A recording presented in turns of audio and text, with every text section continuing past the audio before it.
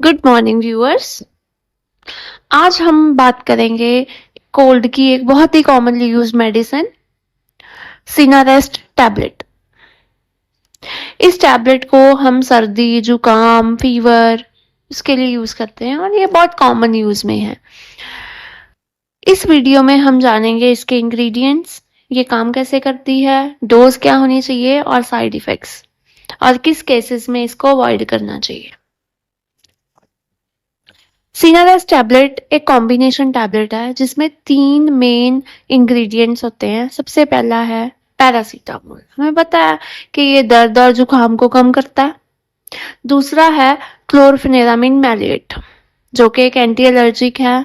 अगर किसी को छींक आ रही है, नाक बह रहा है, उस केस में इसको यूज करते हैं। तीसरा है फिनाइलेफ्रिन। ये एक नेजल डीकंजेस्टेंट है, जैसे अगर नोज ब्लॉक हो रहा है किसी का तो उसके लिए हम यूज करते हैं। तो अगर हम बात करें इन तीनों को अलग अलग से लेने की, उससे अच्छा है कि ये एक कॉम्बिनेशन मेडिसिन में अवेलेबल है और उसका नाम है सिनारेस्ट। सिनारेस्ट को हम सर्दी, जुकाम, fever, body pain, nasal blockage या हेडेक ड्यू टू कोल्ड उसमें यूज कर सकते हैं। एडल्ट्स में इसको एक टैबलेट को 6 से 8 घंटे के बाद खा सकते हो, पर बच्चों में इस टैबलेट को बिल्कुल ही अवॉइड करना है और हमेशा डॉक्टर की सलाह से ही देनी है। वैसे टैबलेट बच्चों में यूज नहीं होती, बच्चों के लिए इसका सिरप भी आता है, जिसलिए हमेशा डॉक्टर की सलाह लेनी चाहिए। इस टैबलेट को खाने से बहुत सारे साइड इफेक्ट्स हो सकते हैं, जैसे कि सबसे कॉमन है मुंह सूखना, घबराहट होना, नींद आना, बीपी बढ़ना और कई लोगों में एलर्जिक रिएक्शंस भी हो जाती हैं, जैसे स्किन रैश वगैरह होने शुरू हो जाते हैं।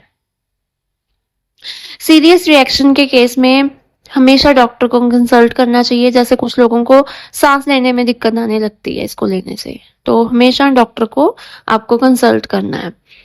इसको लेने के बाद हमेशा ड्राइविंग अवॉइड करनी है। हाई बीपी पेशेंट्स को तो देनी ही नहीं है।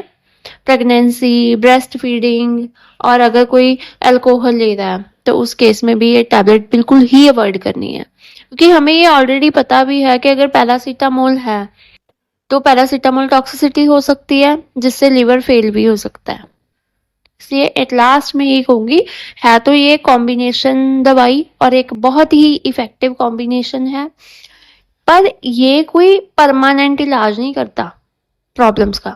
ये सिर्फ सिम्टोमेटिक रिलीफ देता है, और अगर आप 3-4 दिन में ठीक नहीं हो रहे तो प्लीज डॉक्टर की सलाह जरूर लें। Thank you.